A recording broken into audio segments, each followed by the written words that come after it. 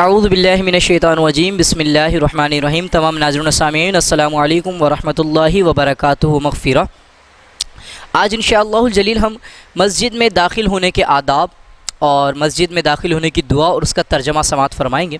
جب بھی مسجد اللہ تبارک و تعالیٰ کے پاک گھر میں ہم داخلہ اپنا کرنا چاہیں تو اس کے لیے سب سے پہلے ہم جیسی مسجد میں داخل ہونا چاہیں تو بسم اللہ الرحمن الرحیم، اس کے بعد اپنا سیدھا پاؤں مسجد کے اندر داخل کیجئے۔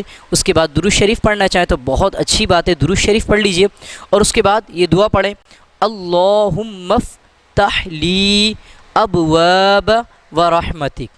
ایک بار اور میں دہرا دیتا ہوں تاکہ بآسانی آپ کو یاد ہو جائے، اللہم افتح لی ابواب ورحمتک۔ ترجمہ کیا ہے؟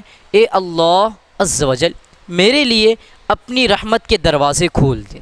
تو الحمدللہ جب بھی مسجد میں داخل ہوں تو اس انداز کے ساتھ کس طریقے سے کہ پہلے بسم اللہ الرحمن الرحیم پڑھ لیجئے، سیدھا پاؤں مسجد کے اندر داخل کیجئے، درود شریف پڑھ لیجئے، اس کے بعد یہ دعا کو پڑھیے، پھر انشاءاللہ سلامتی کے ساتھ داخل ہو جائیے۔ اب انشاءاللہ الجلیل ہم مسجد سے باہر نکلتے وقت کی دعا انشاءاللہ سماعت فرمائیں گے۔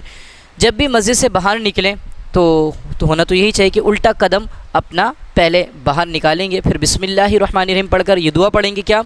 اللہم انی اسألک من فضلک ورحمتک۔